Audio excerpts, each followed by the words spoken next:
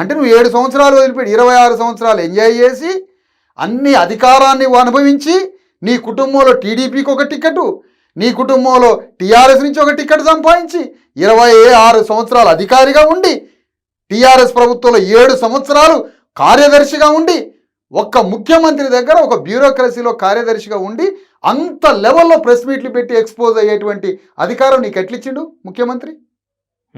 ఏ bureaucrat అయినా అంత అధికారం చలాయిస్తాడా? నీకు ఏ విధంగా అవకాశం ఇచ్చిండు? మీ ఇద్దరు ఒకటే, మొదటి నుంచి మీ ఇద్దరు ఒకటే. కేసీఆర్ ప్రవీణ్ ఇద్దరు ఒకటే.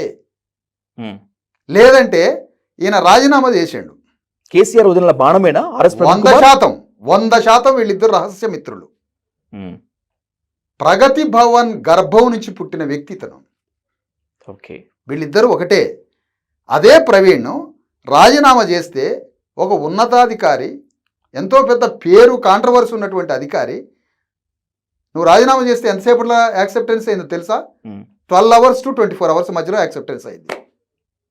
ఎట్లా యాక్సెప్ట్ చేశారు నిన్ను? ఎవరు చేశారు యాక్సెప్టెన్సీ?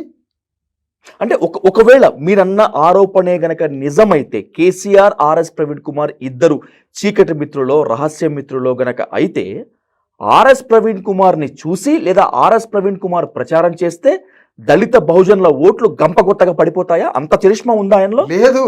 విషయం ఏంటంటే ఇద్దరు కూడా ప్రాణాలు పోయినాయి మొన్నటి ఎన్నికల్లో. ప్రాణాలు పోయినటువంటి ఇద్దరు వ్యక్తులు పిలుచుకున్నాడు, ఇక కలిసిపోదాం, ఇక లేట్ చేయొద్దని. ఒకవేళ వీళ్ళు వేరువేరే అయితే ఒక పొత్తు ఎప్పుడు జరుగుతుంది?